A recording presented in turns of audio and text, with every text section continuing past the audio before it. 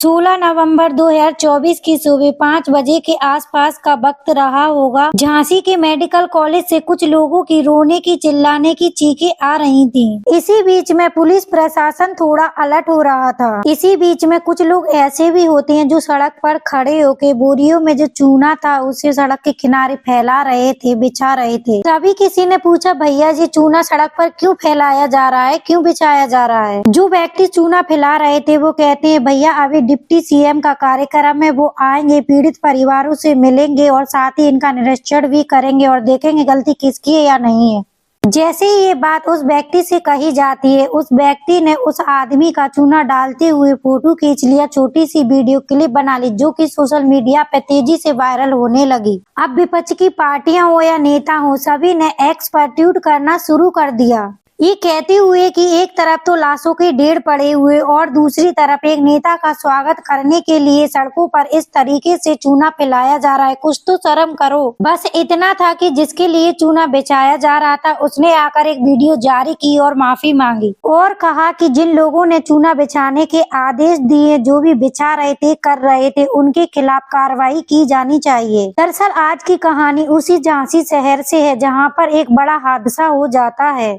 उस हादसे में थोड़े बहुत नहीं 10 बच्चों की मौत हो जाती है। उस भयानक हादसे के बाद पूरे देश भर में इस बात की चर्चाएं शुरू हो जाती है, आखिरकार ये हादसा कैसे हुआ था और किस तरह से हुआ था। वीडियो में आगे बढ़ने से पहले मेरी आपसे एक ही रिक्वेस्ट है कि वीडियो को लाइक कर ले, चैनल पे नया है तो चैनल को भी सब्सक्राइब कर ले, जिससे मेरा हौसला बढ़ता रहे। आज की सच्ची घटना जो कि मैं आपको सुनाने जा रही हूँ, ये घटना है उत्तर प्रदेश के जनपद झांसी की। वहाँ पर एक महारानी लक्ष्मीबाई मेडिकल कॉलेज है और मेडिकल कॉलेज के SNCO यानी कि नवजात शिशु गहन चिकित्सा कक्ष 15 नवंबर 2024 की रात लगभग यहाँ पर 54 बच्चे थे जो कि एडमिट थे। ये जो 54 बच्चे हैं, कोई तो 0 का यानी कि कुछ घंटे पहले ही पैदा हुआ है, कोई 10 दिन का है, कोई 15 दिन का है, कोई 1 महीने का है, कोई 1.5 महीने का है, किसी को निमोनिया की शिकायत है, किसी को कोई बड़ी शिकायत है। इस तरीके से बच्चों का उपचारण चल रहा था। बच्चों की पहचान के लिए हर बच्चे के हाथ में एक पट्टी डाल दी जाती है, उस पे उसकी माँ का नाम लिख दिया जाता है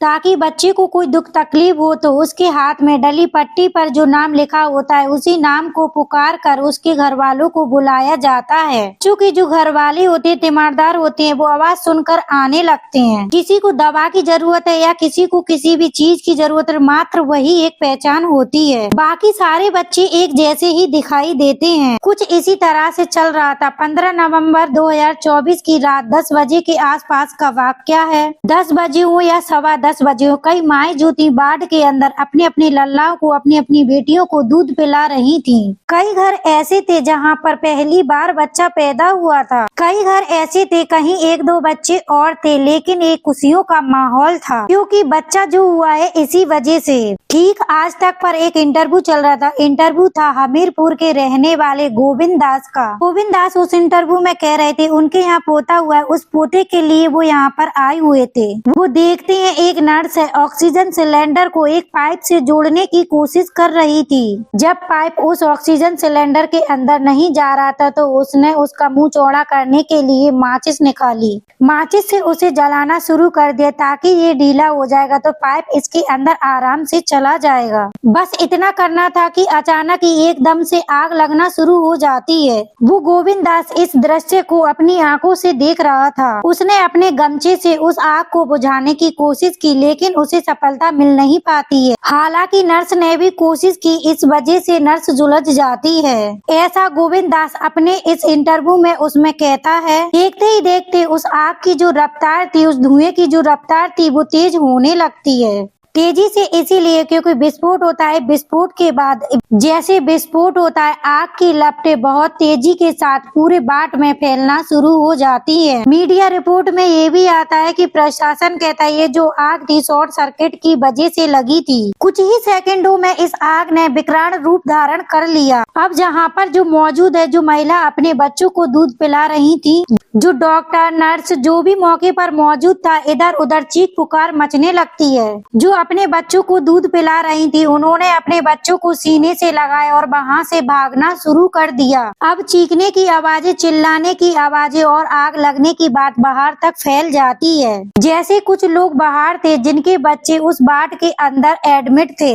बाहर वाले अंदर आने की कोशिश कर रहे थे, जो अंदर थे वो बाहर निकलने की कोशिश कर रहे थे। जिनकी माएँ थी वो अपने बच्चों को सीने से लगाकर चिपका कर वहाँ से निकल जाती हैं और जिनके तीमारदार बाहर थे वो अंदर आने की कोशिश कर रहे थे। उन्होंने अपनी आंखों से जो देखा दृश्य, वो देख रहे थे कि डॉक्टर लोग वहाँ से अपनी जान बचा के भागने की कोशिश कर रहे थे। इसी बीच में जैसे कुलदीप है, कृपाल सिंह है, क्यापू, ऐसे लोगों ने हिम्मत जुटा के नया रास्ता खोजने की कोशिश कर रहे थे। जिस रास्ते से जाना था वहाँ पर आग की लपटें, धुएं की रफ्तार कुछ ज्यादा थी, जहाँ से अंदर प्रवेश करना बहुत मुश्किल हो रहा था। पीछे से एक ऐसी जगह थी, वहाँ पर एक खिड़की थी, विंडो थी, उसको तोड़कर अंदर घुसने की कोशिश की। जैसे ही वो अंदर घुस जाते हैं, बच्चों को बचाना शुरू कर देते हैं। जैसे ही फिर वो अंदर जाते हैं, बच्चों को बचाना शुरू कर देते हैं। कुछ लोग ऐसे थे जिनके अपने बच्चे फंसे हुए थे, जो कि अपने बच्चों की तलाश कर रहे थे। फिर उन्होंने सोचा बच्चे तो बच्चे होते हैं, किसी के भी बच्चे हों। इस बीच में बच्चों के हाथों में जो बेल्ट बंधा हुआ था जिसपे उसकी माँ का नाम लिखा हुआ था, ऐसा कौन व्यक्ति होगा जो ऐसे वक्त में उस बच्चे की माँ के नाम को पढ़ने की कोशिश करेगा।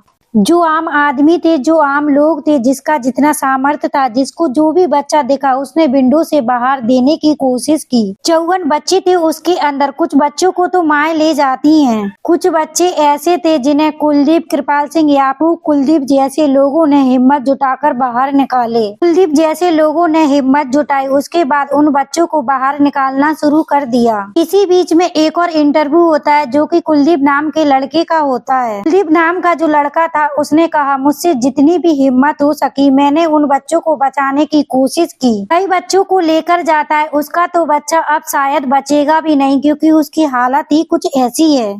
जैसे उसने मीडिया में बयान दिया, मेडिकल कॉलेज का जो प्रशासन होता है उसे ये बात बहुत खराब लगी। उसे डराते हैं, धमकाते हैं और उससे कहते हैं तुम अपनी जुबान को शांत रखना, किसी से ये कहने की जरूरत नहीं है आखिरकार हुआ क्या था। क्योंकि उसने यही तो बोला कि मैंने अपनी आंखों से जो देखा उसी को तो कहने की कोशिश कर रहा हूँ। कुलदीप की ये बातें कुछ लोगों को चुभने लगती है। जैसे ही कुलदीप की ये बातें सोशल मीडिया पे वायरल होने लगती है तो लोगों को लगता है कि ये एक अच्छा इंसान है जिसने अपने बच्चे की परवाह नहीं की, बल्कि जितने भी बच्चे इसके हाथ लगे उन्हें लगातार बचाने की कोशिश की। कुछ इस तरीके से चल रहा था, भागम भाग मची हुई थी, जहां जिसको मौका मिल रहा था अपनी जान बचा रहा था या फिर बच्चों की जान बचा रहा था।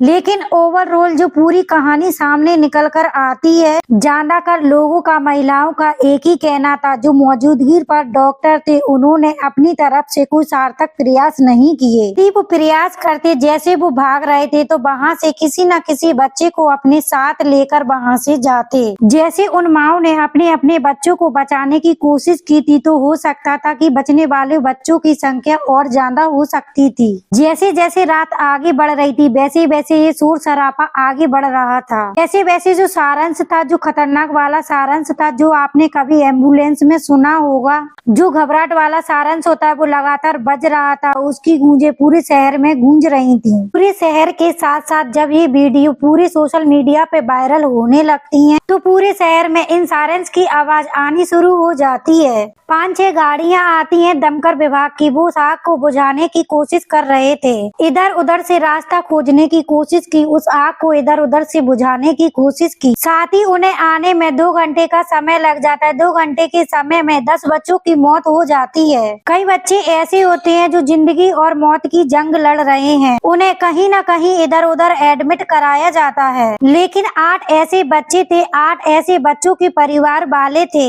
जो अपने बच्चों को लेकर बेइंतहा परेशान थे। उनके रोने की, चिल्लाने की, चीखे की आवाजें हर किसी के कानों तक सुनाई दे रही थी। जिनमें झांसी की रेखा, उनकी 2 जुड़वा बेटियां होती हैं। महुआ की नीलू जिनका बेटा होता है, जौनपुर की अभिलाषा का बेटा होता है, जालौन की शांति और संतोष के बेटे होते हैं, झांसी की कविता और संध्या उनके बेटे होते हैं। जहां देखो इनके ही रोने की, चिल्लाने की, चीखने की आवाजें आ रही थी। इनके ही कुछ लोगों ने वीडियो बनाए। मीडिया वाले मौके पर पहुंच जाते हैं, इनसे बातचीत कर रहे थे। इनकी बातचीत की वीडियो भी सोशल मीडिया पे वायरल हो जाता है। इनको तो ये भी पता नहीं था इनके बच्चे कहाँ हैं कहाँ नहीं, या वो जिंदा है या मर चुके हैं, है तो कहाँ हैं, क्योंकि जो 10 बच्चे मर चुके थे उनके हाथ के जो बेल्ट हैं वो भी जल चुके थे।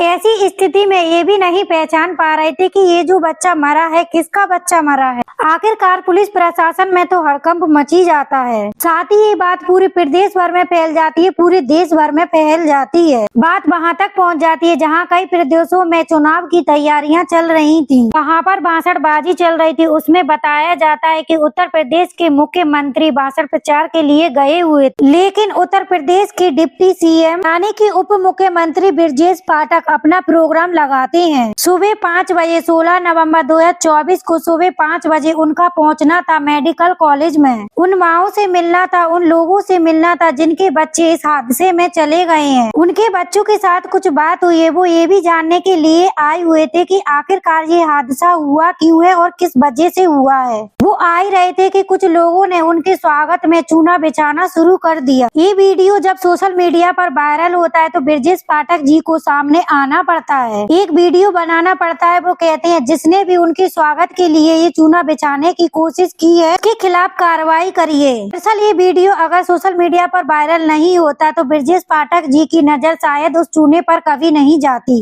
जो उनके स्वागत के लिए बिछ रहा था। उनके कानों तक वो आवाजें आती हैं जहाँ पर चीख पुकार मची हुई थी। हालांकि फिर पूरे देश में इस घटना को लेकर चर्चा शुरू हो जाती है और एक चर्चा और भी शुरू हो जाती है। दरअसल कुछ ही दिनों पहले एक ब्याह होटल पर एक खबर छपी हुई थी, वर्ल्ड क्लास सुविधाएं इस झांसी के मेडिकल कॉलेज में दी जाएंगी। जैसे ही वर्ल्ड क्लास सुविधाओं के बारे में बातचीत की जाती है तो साथ में ये भी चलने लगता है कि जब आग लगी थी तो अलार्म क्यों नहीं बजा, जब अग्नि यंत्र समन जब वहाँ मौके पर रखे हुए थे तो उनका इस्तेमाल क्यों नहीं किया गया। कुछ लोगों ने तो यहाँ तक भी देखा कि यानी कि कई साल पहले 4 साल पहले अग्नि यंत्र समनों की जो वैधता थी, जो वैलिडिटी थी वो तो खत्म हो चुकी थी। साथ ही ये भी पता चलता है कि जो डॉक्टर है या वहाँ पर कोई भी कर्मचारी काम करने वाले उनको वो अग्नि यंत्र समन चलाने ही नहीं आते। अगर किसी की वैलिडिटी खत्म भी नहीं हुई थी तो वो उसका सही समय पर इस्तेमाल कर लेते तो शायद 10 बच्चों की जिंदगी कभी भी नहीं जाती। साथ ही जो नर्स है वो कौन है कहाँ जिसके हाथ झुलसे थे, जिसके बारे में हमीरपुर के गोविंद दास ने कहा था कि उन्होंने एक ऑक्सीजन सिलेंडर को उस पाइप से जोड़ने की कोशिश की, उसी की वजह से आग लगी। हालांकि अभी उत्तर प्रदेश के योगी आदित्यनाथ ने कमिश्नर डीआईजी से कहा है कि इस मामले की जांच करिए और 12 घंटे के अंदर अंदर एक रिपोर्ट पेश कीजिए। वो जानना चाहते हैं कि आखिरकार प्रथम रिपोर्ट क्या कहती है,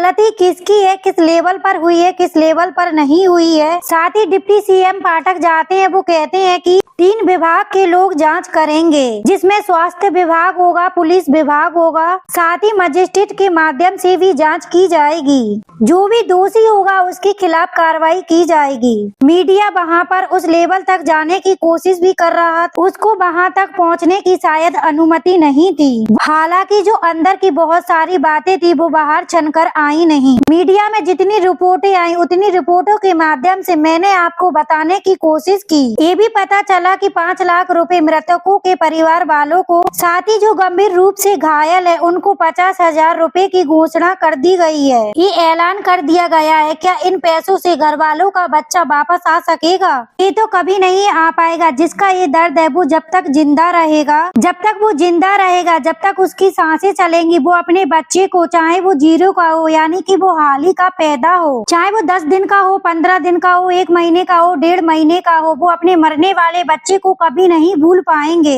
हर वक्त हमेशा उस बच्चे की याद आती रहेगी, लेकिन याद ये भी आती रहेगी कि आखिरकार झांसी के उस मेडिकल कॉलेज में किस स्तर पर लापरवाही रही है। कहीं ऐसी लापरवाही किसी और मेडिकल में तो नहीं हो रही है। इसीलिए उत्तर प्रदेश सरकार को सही वक्त पर जागने की, सचेत होने की, जागरूक होने की जरूरत है और जगाने की जरूरत है, ना कि मेडिकल कॉलेज पर ऐसी सभी जगहों पर, चाहे स्वास्थ्य की बात हो, चाहे शिक्षा की बात हो या फिर किसी भी अलग अलग डिपार्टमेंट की बात हो, वहाँ पर कोई भी हादसा हो सकता है, जहाँ पर कोई भी कहीं भी लापरवाही हो सकती है। ये मुख्यमंत्री आदित्यनाथ की जुबान से निकलने वाली बात है। वो जुबान से कुछ भी शब्द निकाल सकते हैं और सब कुछ व्यवस्थाओं को ठीक कर सकते हैं, ताकि भविष्य में किसी बच्चे के साथ, किसी के साथ ऐसी घटना ना हो, ऐसी कोई वारदात ना हो। दोस्तों, जाते जाते आपको ये भी बताना है कि दैनिक भास्कर जो टाइमलाइन है वो कहते हैं कि ये हादसा लगभग रात 10 बजे के आसपास हुआ था। ये स्पार्किंग होता है, फिर विस्फोट होता है। वो ये भी कहते हैं कि 10:32 के आसपास नवजातों को दूध पिलाने के लिए जो महिलाएं गई हुई थी, जो बाहर निकलती हैं चीख पुकार करते हुए, उसके बाद 10:35 के आसपास डॉक्टर, नर्सिंग स्टाफ पहुंचा। वहां पर धुआं बहुत ज्यादा भर चुका था। साथ ही 10:40 के आसपास बाट के बाहर जो बैठे परिजन थे, जिसको जो बच्चा मिला वो उसे उठाकर बाहर लाने की कोशिश कर रहा था।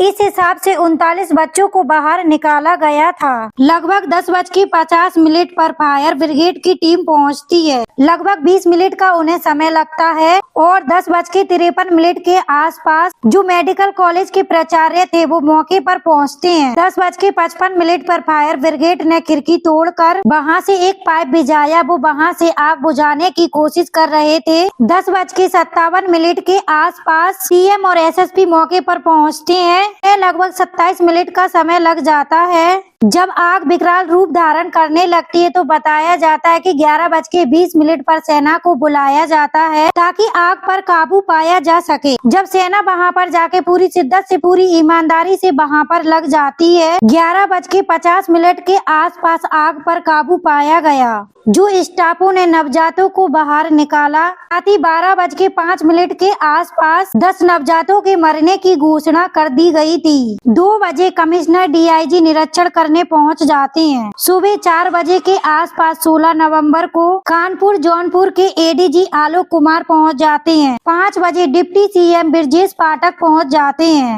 कुछ इस तरीके की टाइमलाइन थी जो दैनिक भास्कर की टीम ने बनाई थी। दोस्तों, इस पूरी घटनाक्रम को सुनाने का उद्देश्य किसी को परेशान करना नहीं है, किसी का दिल दुखाना नहीं है, बल्कि आपको जागरूक करना है, आपको सचेत करना है। मिलते हैं एक और नई वीडियो के साथ। जब तक के लिए जय हिंद, जय भारत। अगर चैनल पे पहली बार विजिट कर रहे हैं तो वीडियो को लाइक कर लें और चैनल को भी सब्सक्राइब कर लें।